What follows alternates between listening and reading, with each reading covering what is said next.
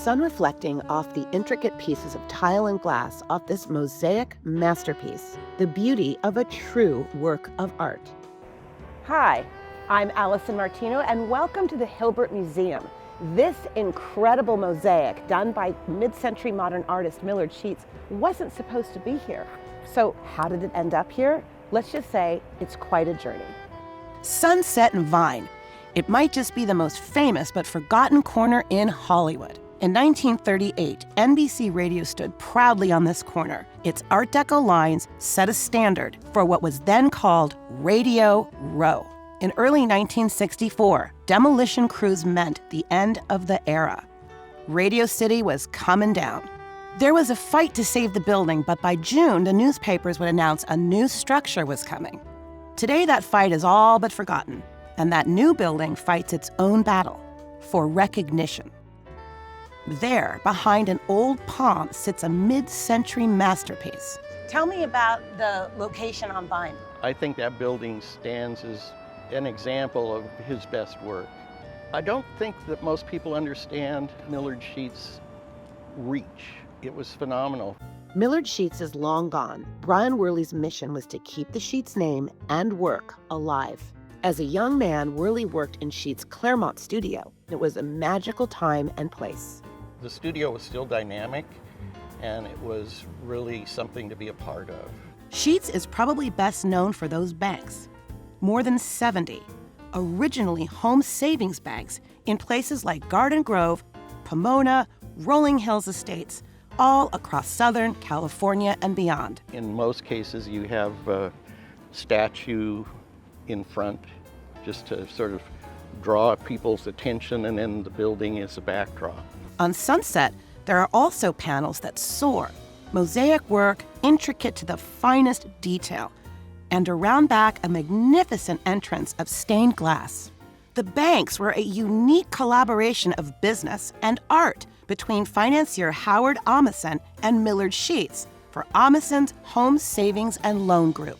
Mr. Amundsen, who was driving down Wilshire Boulevard in the 50s, was looking at all the architecture down Wilshire Boulevard in Beverly Hills and thought, I want to see something different. I want something that'll last the test of time. And he writes a letter to Millard Sheets? Yes, he does.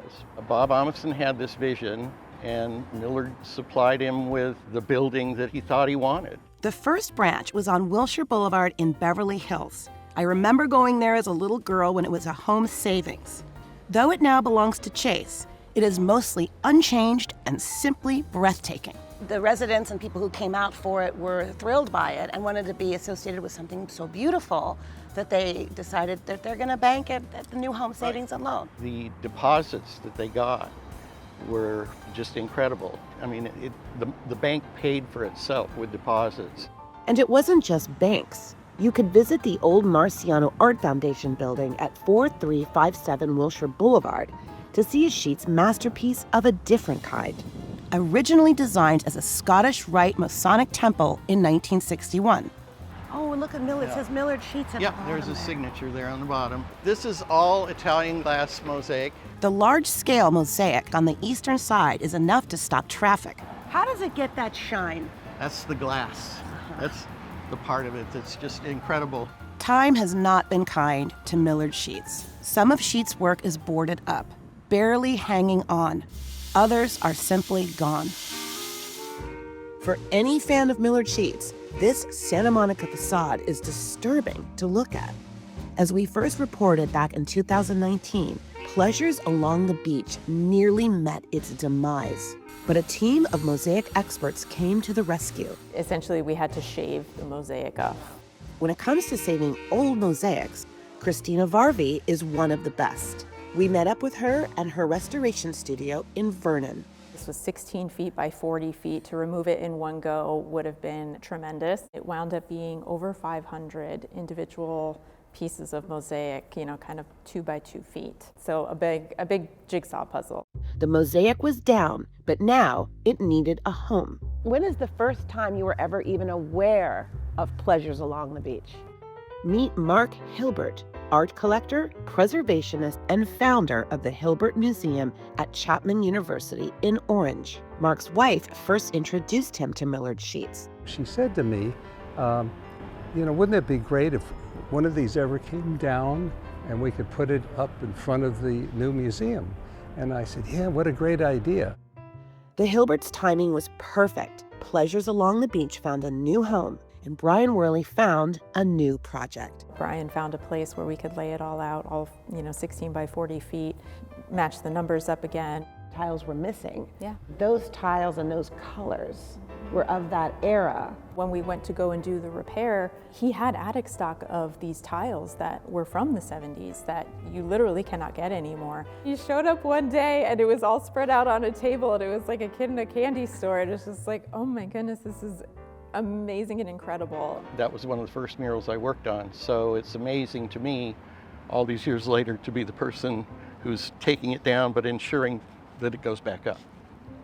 I am very sad to hear that Brian Worley passed away recently, but in a way, what a beautiful last thing he got to do, I guess, was to take those pieces and help install it to where it is now.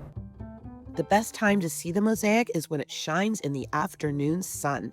That's the true genius of Millard sheets. The tiny pieces of Murano glass make the rays of light dance. Brian was just a wonderful person and got to know him pretty well. And I asked him what this particular project meant to him. And he literally got tears in his eyes and he said, "This is really the capstone of my career." Brian was there to see the ribbon cutting. So was the woman who started all this. We lost Mr. Hilbert's wife, Janet, just last December. And they were both here to see the unveiling, correct? They were, yep. That's and Brian really was here as well. I mean, what a story. You couldn't have written a better story than this. It reads almost like fiction, but it's real. It'd be great if it was in its original spot. If it couldn't be there, this is a really good alternative. It is possible to find these places a new home. It has a whole new life now. Yeah. You're a preservationist. Thank you. This is incredible. Pleasure. Pleasures along the beach. Yes, right, okay.